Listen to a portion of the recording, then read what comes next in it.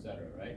The other camp, however, says the Spirit is inherently good, will be saved. You can't change that path of destiny for me, and therefore I am epicure.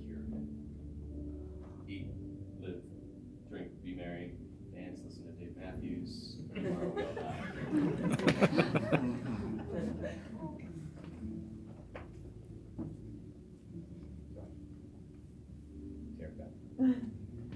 So, I don't think anyone in Cornerstone has a statute in all of that.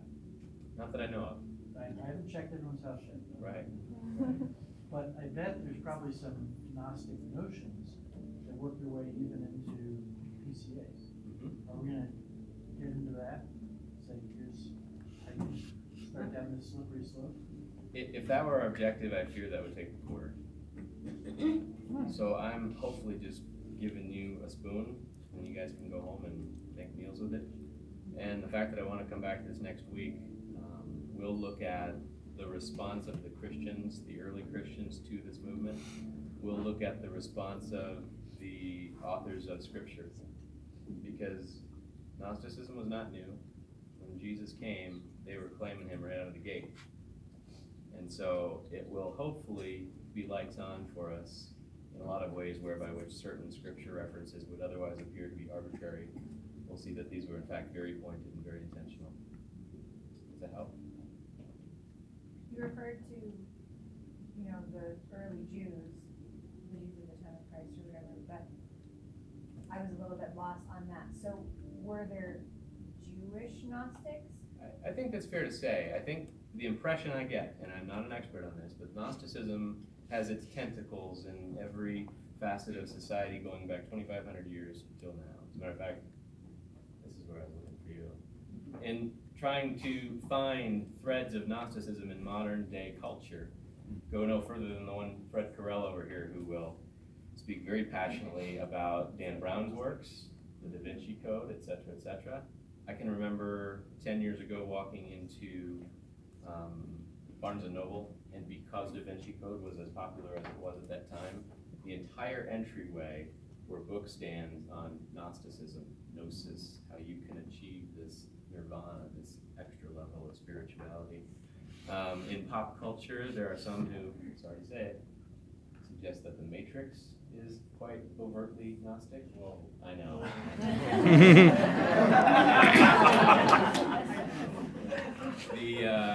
The novels of Philip K. Dick. I was thinking that might strike a chord over there.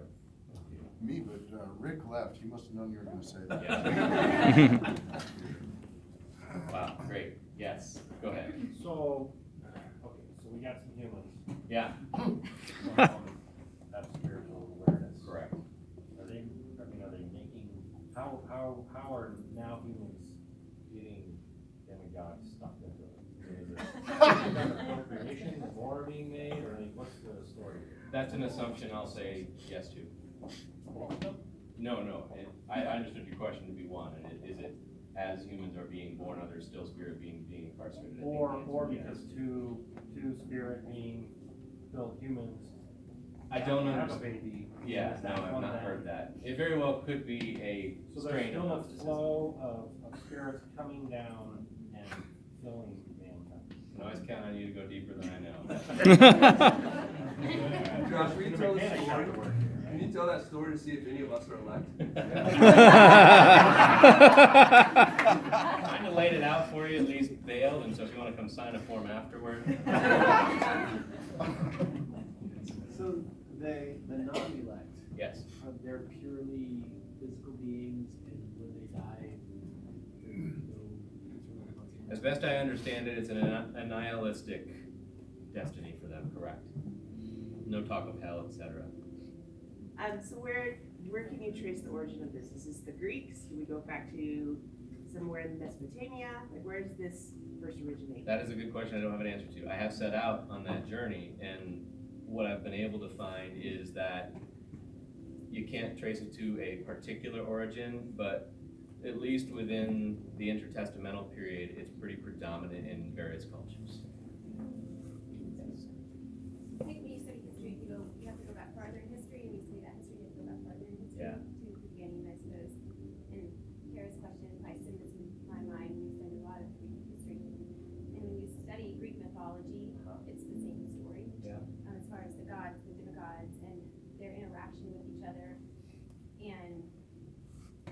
value of physical life on earth versus the value of what is going on in the heavens.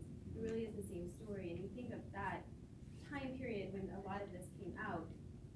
This is Paul on Mars Hill. This was his address in that area.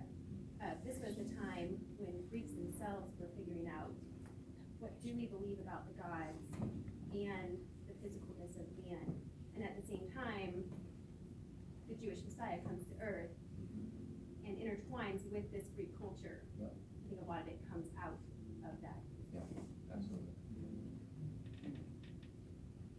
So, I didn't know any of this before, that's really interesting. I always kind of thought Good, if there's one, it's worth it. I always, just thought Gnosticism was like a false theology that people fell into.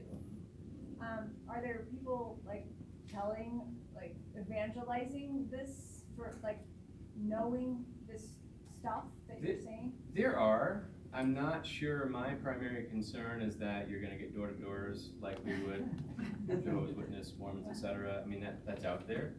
It's probably smaller scale.